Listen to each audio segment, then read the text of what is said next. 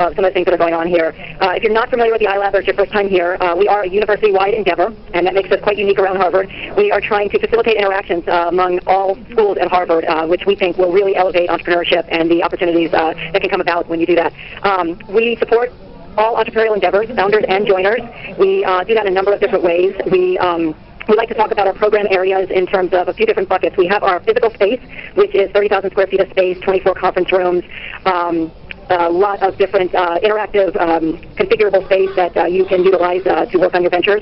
And the community that's associated with that is a big component of it. It's being around like-minded people who are working on commercializing their ideas alongside you. And then from a programming standpoint, we have expert resourcing, and that takes the form of a number of different things.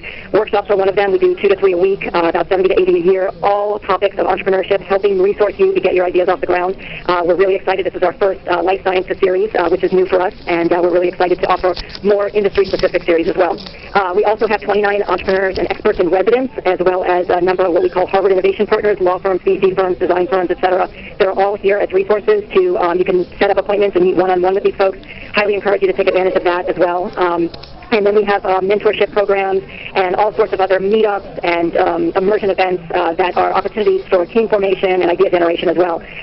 One thing to highlight that just got announced recently is our President's Challenge, which focuses on solving some of the world's largest problems in the areas of social entrepreneurship. And it's a great way for to form teams, receive mentorship, workshops associated with it, and then there are prizes at the end as well. I'm going to end there because there's an endless amount of things that we provide, and I encourage you to check out our website and subscribe to our newsletter, which we send out weekly, which will give you a list of all of the EIRs who will be here, all of the workshops that will be happening, and all the other events.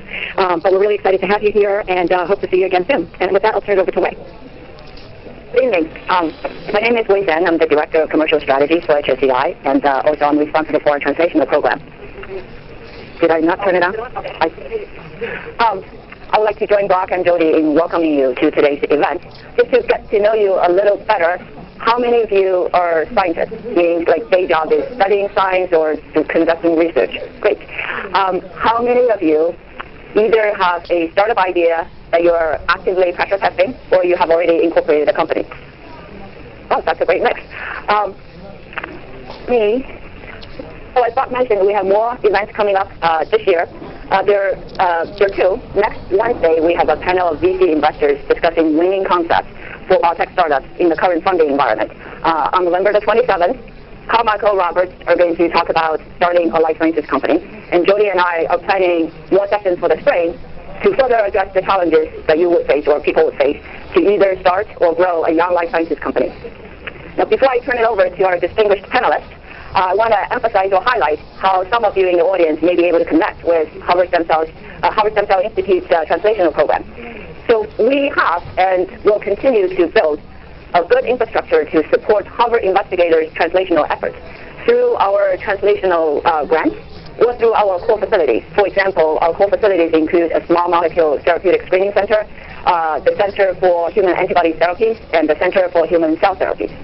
For those of you in the audience who are industry veterans or entrepreneurs or investors, we would love to seek your support by providing mentorship to our investigators, providing input on the programs that we will be considering for investment, and also we would love to partner with you to spin out and commercialize our discoveries.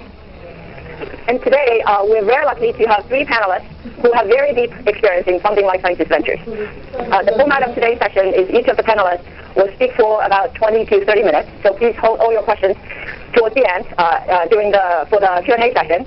And our first speaker is Bill Feldman, who is the Dmitry V. Sokolov, class of 1955 Professor of Business Administration. So he's also the Senior Associate Dean of External Relations at Harvard Business School. He's also the chairman of our advisory committee. Our second speaker will be Roger Kitterman, who's the managing director for Partner Healthcare's Innovation Fund. And our last speaker, who flew from Maryland, is Michael Wingarten, who's the director of SBIR and STTR programs at the National Cancer Institute. So please join me to welcome our panelists. So I'm Bill Feldman, and just by way of background, I've been here at Harvard Business School for now 39 years, so it was relatively easy for me to find this corner. I've been on the faculty for 31 years, and for the past 27 years, I've taught the same course called Entrepreneurial Finance.